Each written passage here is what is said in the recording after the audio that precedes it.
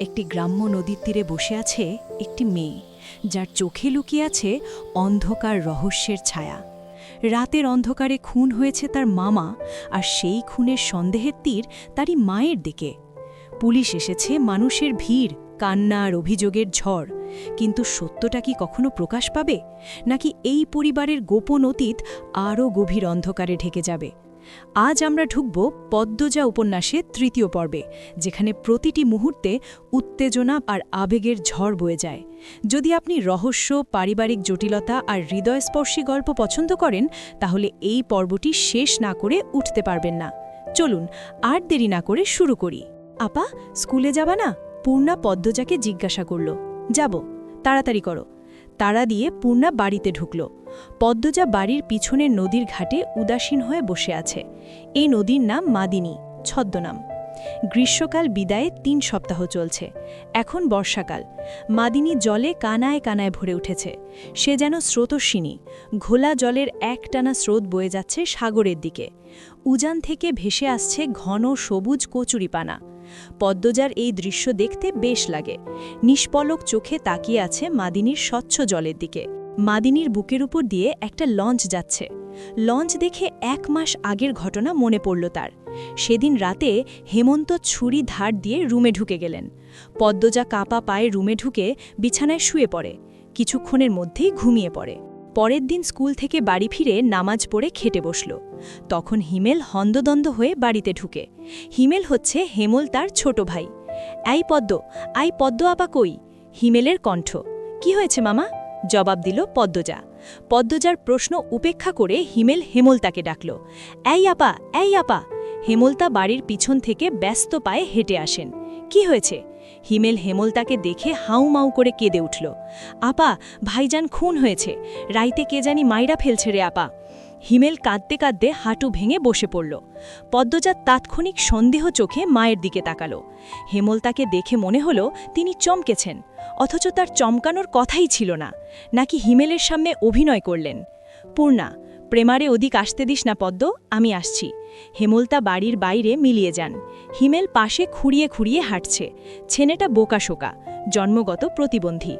২২ বছরের হিমেল এখনও শিশুদের মতো আচরণ করে। কথায় কথায় খুব কাঁদে। সেখানে তার ভাই খুন হয়েছে। ১ মাস তো প্রতিদিন নিয়ম করে কাঁদবে। পদ্মজা রাতেই ভেবেছিল এমন ঘটনা ঘটতে পারে। তবুও এখন ভয় পাচ্ছে খুব। পুলিশ কি এসেছে? মাকে কি ধরে নিয়ে যাবে? ভাবতে গিয়ে পদ্মজার বুক ধক করে উঠল। গ্রামের কাছে শহর থানা। পুলিশ নিশ্চয়ই চলে এসেছে। পদ্মজা ধপ করে মাটিতে বসে পড়ল। সে ঘামছে খুব। নাক, মুখ, গলা ঘেমে একাকার হয়ে যাচ্ছে। পূর্ণা খুনের কথা শুনে খুব ভয় পেয়েছে। তার মনে হচ্ছে সেও খুন হবে। খুব বেশি ভীতু পূর্ণা। পদ্মজার শরীর কাঁপতে থাকে। চোখে ভাসছে হেমল তাকে পুলিশ সেকল দিয়ে বেঁধে নিয়ে যাচ্ছে।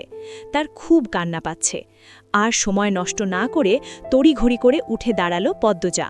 মাথায় ওড়নার আঁচল টেনে নিয়ে পূর্ণার উদ্দেশ্য বলল, প্রেমারে দেখে রাখিস বোন, বাড়ি ভর্তি মানুষ, আরও মানুষ আসছে। হেমন্ত মানুষজনকে ঠেলে হানিফের লাশ সামনে গিয়ে দাঁড়ালেন।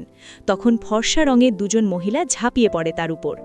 আকস্মিক আক্রমণে হেমন্ত অপ্রস্তুত হয়ে পড়েন। খেয়াল করে দেখেন 2জন মহিলা তার মা আর বোন। তারা হাউমাউ করে কাঁদছেন, কিন্তু হেমন্তর কোনো কান্না পাচ্ছে না। ব্যাপারটা লোকচক্ষু ঠেকছে না। একটু কি কান্নার অভিনয় করা উচিত? হানিফের মৃতদেহ দেখে মনে হচ্ছে কেউ ইচ্ছে মতো কুপিয়েছে। হেমন্ত তা দেখে শান্তি লাগছে। এমন শান্তি অনেক দিন পাওয়া হয়নি। পদ্মজা সেখানে উপস্থিত হয়। হেমন্ত তার নাজরে পড়ে। ভীতু চোখে মায়ের চোখের দিকে তাকালো পদ্মজা। হেমন্ত ভ্রুকুটিঞ্চিত করে আবার স্বাভাবিক করে নেন। পদ্মজা চোখ ঘুরিয়ে দেখছে পুলিশ এসেছে নাকি। চারিদিকে এত মানুষ। পদ্মজাকে এদিক ওদিক উঁকি দিতে দেখে হেমন্ত এগিয়ে আসেন। চোখ মুখ শক্ত করে পদ্মজার মুখ ঘুরিয়ে দেন।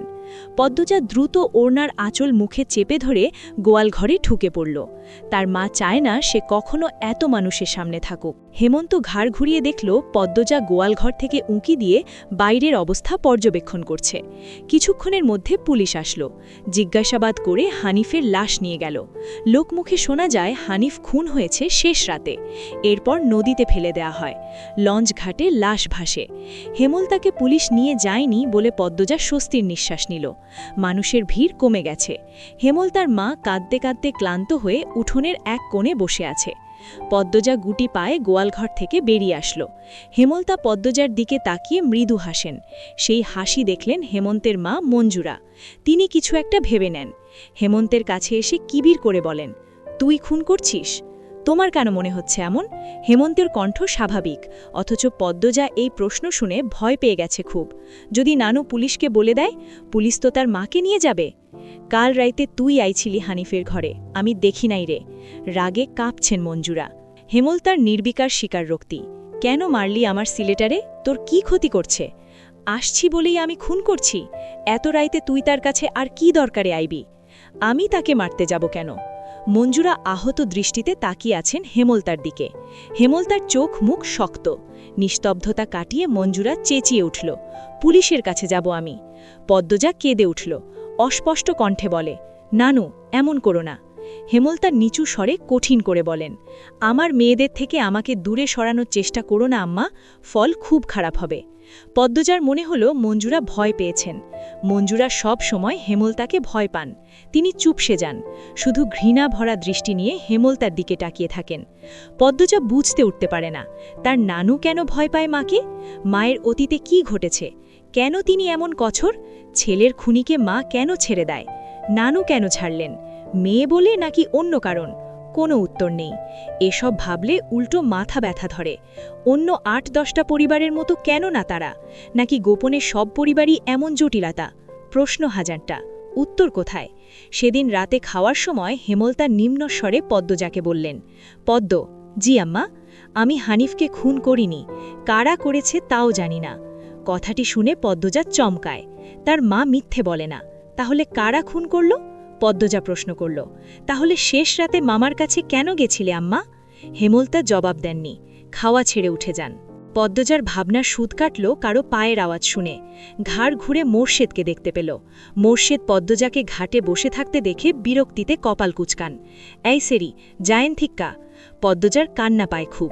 খারাপ লাগে। নিঃশব্দে এক ফোঁটা জল গড়িয়ে পড়ে। তা আড়াল করে ব্যস্ত পায়ে বাড়ির ভিতর চলে যায়। কয়েক মাস পর পদ্মজার ম্যাট্রিক পরীক্ষা। ৩ বোন বই নিয়ে সড়কে উঠল। পদ্মজা কোমর অবধি ওড়না দিয়ে ঢাকা। পূর্ণা এক নাগারে বকবক করে যাচ্ছে। স্কুলে যাওয়া অবধি কথা বন্ধ হবে না। মাঝে মাঝে জোরে জোরে হাসছে। মেয়েটার হাসির রোগ আছে বোধহয়। একবার হাসি শুরু করলে আর থামে না। পদ্মজা বারবার বলছে, আম্মা রাস্তায় কথা বলতে আর হাসতে মানা করছে, চুপ কর না। তবুও পূর্ণা হাসে।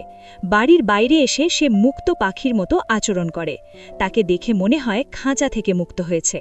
পদ্ম, ওই পদ্ম, খাড়া। পদ্মজা ক্ষেতের দিকে তাকালো। লাবণ্য ক্ষেতের আইল ভেঙে দৌড়ে আসছে। লাবণ্য আর পদ্মজা এক শ্রেণীতে পড়ে। লাবণ্যর কাছে এসে হাঁপাতে থাকল। শান্ত হওয়ার পর 4 জন মিলে স্কুলের উদ্দেশ্যে হাঁটা শুরু করল। বাংলা পড়া শিখে এসেছিস আজ? পদ্মজার প্রশ্ন অগ্রাহ্য করে লাবণ্য বলল, আরে সেরি বাড়ির শুদ্ধ ভাষায় কথা কইলে বাইরেও হইব নাকি? আমি আঞ্চলিক ভাষা পারি না। লাবণ্য অসন্তোষ প্রকাশ করল। সে আনন্দপুরের মাতব্বর বাড়ির মেয়ে। তাদের বাড়ির সবাই শিক্ষিত। তবুও তারা আঞ্চলিক ভাষায় কথা বলে, পরিবারের 2-3 জন সদস্য ছাড়া। আর পদ্মজা 14 গোষ্ঠী মূর্খ, 2-3 জন ছাড়া। তবুও এমন ভাব করে আঞ্চলিক ভাষা নাকি পারে না। সত্যিই আমি পারি না। ছোট থেকে আম্মা শুদ্ধ ভাষা শিখিয়েছেন। উনিও বলেন তাই শুদ্ধ ভাষায় কথা বলতেই আরাম পাই। পূর্ণা তো পারে, আমার চেষ্টা করতে ইচ্ছা হয় না। আচ্ছা বাদ দে, শোন, কাইল আমরার বাড়িতে নায়ক নায়িকারা আইব। পূর্ণা বিগলিত হয়ে প্রশ্ন করল, কেন আসব? কোন নায়ক? শুটিং করতে? ছবির শুটিং? পদ্মজা এসবে কোনো আগ্রহ পাচ্ছে না। পূর্ণা খুব আগ্রহ বোধ করছে। সপ্তাহে একদিন সুমিদের বাড়িতে সাদা কালো টিভিতে সে ছায়াছবি দেখতে যায়। তাই অভিনয় শিল্পীদের প্রতি তার আগ্রহ আকাশ ছোঁয়া। পূর্ণা গদগদ করে প্রশ্ন ছুড়ল, কোন নায়ক নায়িকা? বল না। লাবণ্য আপা, দাঁড়া মনে করি। পূর্ণা কৌতূহল নিয়ে তাকিয়ে আছে। লাবণ্য চোখ বুজে মনে করার চেষ্টা করল। এরপর মনে হতেই বলল, লিখন শাহ আর চিত্রা দেবী। তুমি আমার ছবির নায়ক নায়িকা। স্কুলে যাওয়ার পুরোটা পথ লাবণ্য আর পূর্ণা ছায়াছবি নিয়ে আলোচনা করল। মূল বক্তব্য ছিল লিখন শাহ। এই ছিল আমি পদ্মজা উপন্যাসের ৩য় পর্ব। আর যেই নামটি আমরা শেষে শুনতে পেলাম, লিখন শাহ, আমার খুব পছন্দের একটা চরিত্র, যেই চরিত্রের কাহিনী শুরু হতে যাচ্ছে ৪র্থ পর্ব থেকে।